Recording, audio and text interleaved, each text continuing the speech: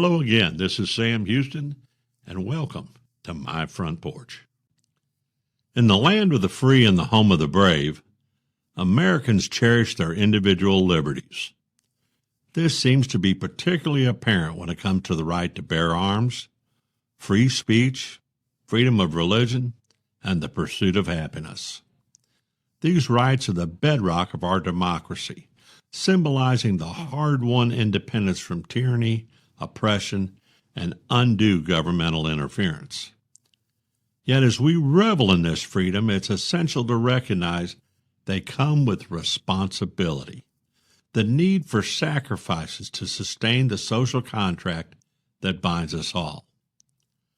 The social contract is an unspoken agreement among citizens which requires us to sometimes set aside personal desires for the collective good.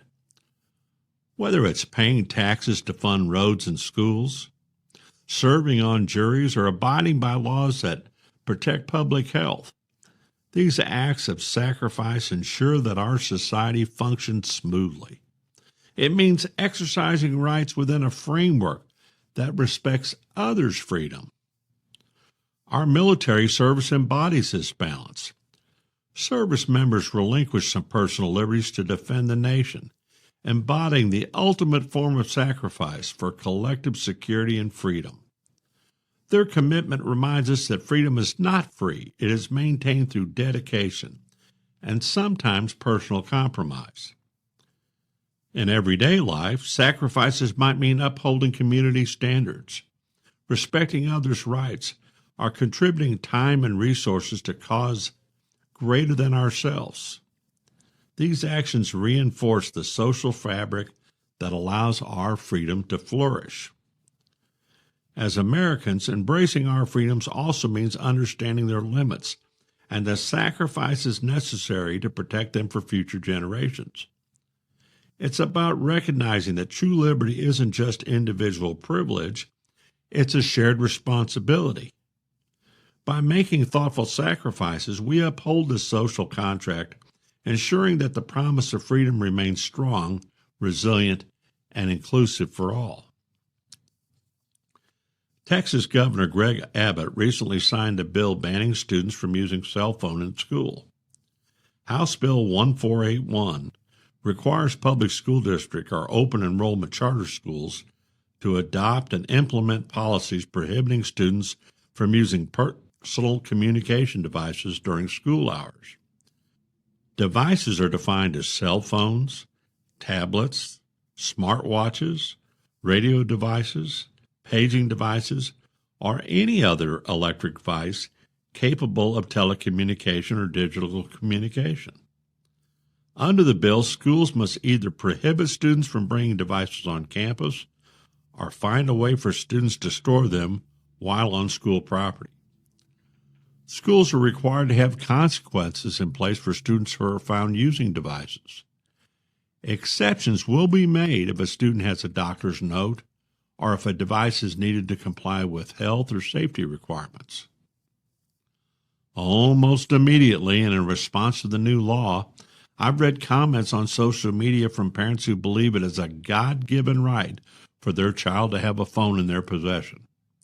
I've not heard a good practical reason why they feel this way, or why a child not having a phone in their possession during the school day is a hardship, just that they are Americans, and therefore they can do what they want. We Americans do have more freedom than many in the world, but the Founding Fathers never believed freedoms granted in the Constitution were absolute and uncompromising. Freedom of speech is not permitted if your language is dangerous or damaging to others. The right to bear arms does not mean a 5-year-old has the unchallenged right to carry a machine gun to kindergarten. And maybe, just maybe, a high school kid does not have the right to carry a cell phone to school, especially when it interrupts the learning process or causes a distraction which impairs the ability to learn and succeed. I'm not professing to be an expert in education or in cell phone use, but I have had the displeasure of seeing school children being so connected to their phones that their social and interactive communication skills are seriously impaired. I bet you have too. What can possibly be so essential that a 13-year-old needs to have constant phone access? Is a president calling for advice on a foreign policy decision? Does a 13-year-old have the launch codes for a nuclear bomb? Is Dr. 13-year-old waiting to be called to conduct an emergency surgery? No, they've simply been given nonstop access to the internet and somehow feel that they have the right to TikTok, Instagram, and instant messaging. Sadly, rather than dealing with the issue, some parents, not wanting to confront their child, argue that any restriction results in individual rights being infringed upon. What is more important, focusing on algebra and history, or getting an instant message or video from an 8th grade girlfriend? The reality is the education process has always been difficult. It's a challenge to teach and for young minds to learn. When then do young people need to have the additional challenge of making the decision about the wise and appropriate use of a cell phone and when to pay attention to the teacher and learn something?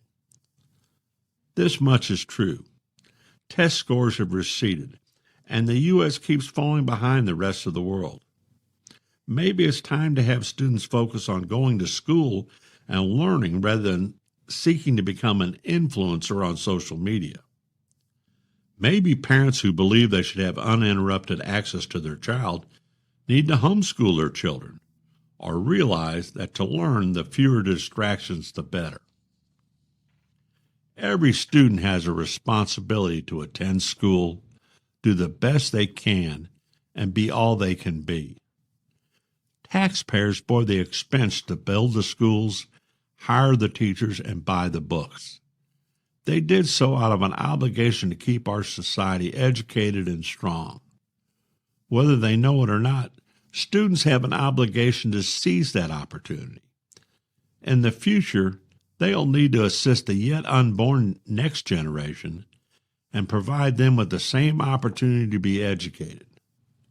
Seems like the least they can do is give school their undivided attention. Thought for the day. Freedom makes a huge requirement on every human being. With freedom becomes responsibility. Eleanor Roosevelt. Until next time, I'll keep riding the storm out. You've been listening to From My Front Porch with Sam Houston, brought to you by the Granbury Theater Company. You can catch Sam's column every week in the print edition of the Hood County News or online at hcnews.com.